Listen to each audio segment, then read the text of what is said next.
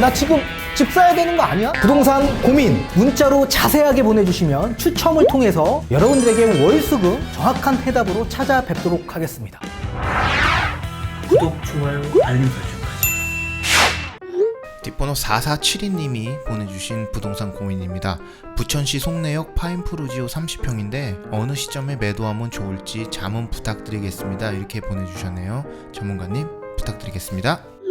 자, 답변부터 드리도록 하겠습니다. 저는 지금보다 좀 더 올라설 가능성이 있기 때문에 보유하시는 쪽을 좀 의견을 드리고 싶고, 그 이유에 대해서 제가 좀 설명을 드릴 거고, 먼저 위치를 한번 보도록 하겠습니다. 우리 아파트 위치는 1호선 송내역 일대에 바로 인접되어 있고요. 사실상 아직도 실수요들이 많이 더 유입될 가능성이 있어 보이는 아파트라고 생각이 듭니다. 상동, 중동 일대가 가장 핵심 지역이긴 한데 그 수요들이 좀 더 밑으로 내려올 가능성이 저는 있다라고 생각을 합니다. 그 이유에 대해서 말씀을 드리도록 하겠습니다. 지금 현재 아파트 거래량이요, 많아지면 집값은 어떻게 될까요? 올라가요? 올라갑니다. 당연히 공급보다 수요가 많아질 때 가격은 올라갈 수밖에 없는 상황이 나오죠. 자, 근데 지금 반대로요, 서울에 있는 아파트 거래량이요 계속 감소하고 있습니다. 그런데도 불구하고 원래 감소하면 집값이 어떻게 되죠? 떨어져야 되는데 떨어지기는커녕 지금 집값이 계속 올라가고 있습니다. 이게 내용이 완전히 상충되죠. 공급과 수요의 원칙에 의해서 당연히 거래량이 감소되면 집값은 떨어지게 되어 있는데 반대로 집값이 계속 올라가고 있다고요. 이 이유가 뭡니까? 결국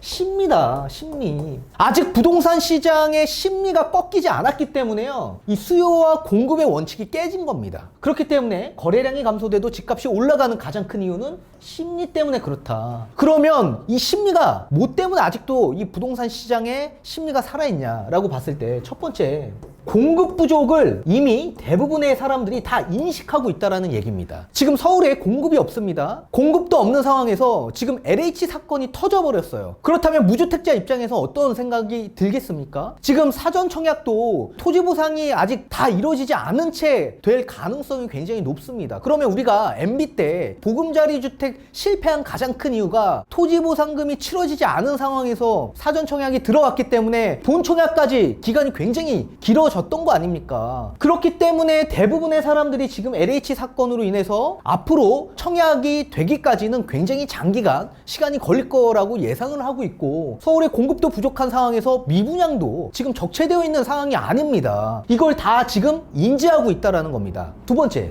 유동성 장세가 아직도 진행 중에 있다. 지금 코로나 사태로 인해서요, 각국의 나라들이요 화폐를 엄청나게 찍어서 발행하고 있습니다. 그러다 보니 유동성이 엄청나게 풀려있죠, 이 시장에. 그럼 이 풀려있는 유동성들이 결국엔 어디 들어오겠습니까? 이런 자산 시장으로 들어오지 않겠습니까? 자, 쉽게 예를 들면요, 이 펜의 값어치가 1,000원인데요, 이 펜을 사고자 하는 사람이 한 명밖에 없어요. 그럴 경우에 제가 이 펜을 팔고자 하려면 가격을 내려야 팔립니다. 근데 지금 상황이 이 펜을 제가 팔려고 하는데 이 펜을 사고자 하는 사람들이 수십 명이에요. 그럼 내가 이걸 1,000원에 팔겠습니까? 얼마에 팔까요, 피디님?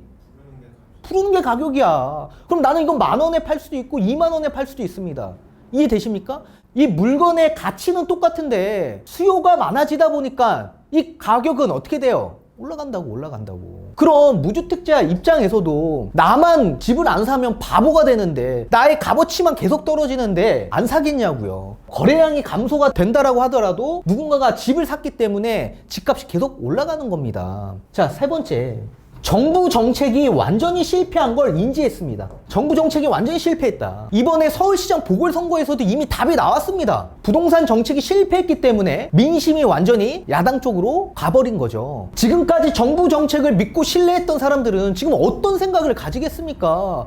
나 지금 집 사야 되는 거 아니야? 아니, 뭐야, 지금 집값 떨어뜨린다고 했는데 집값은 떨어뜨리기는커녕 지금 집값이 올라가고 있어. 어떻게 해요, 그러면?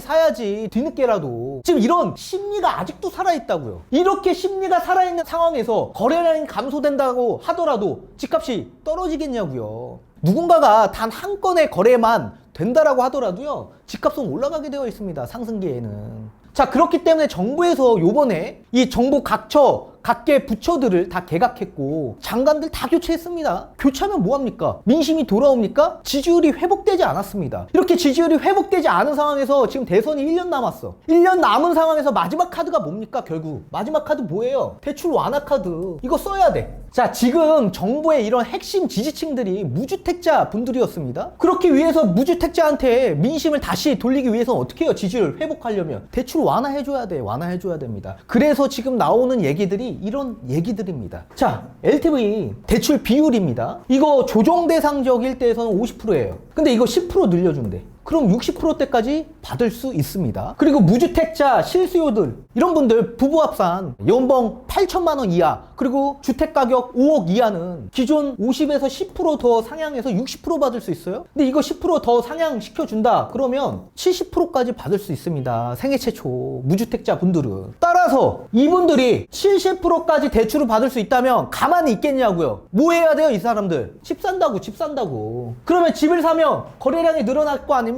거래량이 늘어나면 집값은 어떻게 돼요? 앞으로 올라갈 수 있다고. 이게 약이 독이 될 수 있는 또 카드가 이번에 저는 나왔다라고 생각을 합니다. 따라서 집값은 지금보다 더 많이 올라설 가능성이 있고 그리고 무주택자 분들이 결국엔 대출을 끌어다가 집을 살 수 있는 계기를 만들 수 있기 때문에 중저가 아파트들 가격 추이를 잘 보셔야 됩니다. 그 아파트들 수요가 많이 유입될 가능성이 굉장히 높다. 그래서 저는 조금 더 보유하시라는 얘기입니다. 이거 풀어주면 지금보다 집값이 좀 더 올라설 가능성이 있다.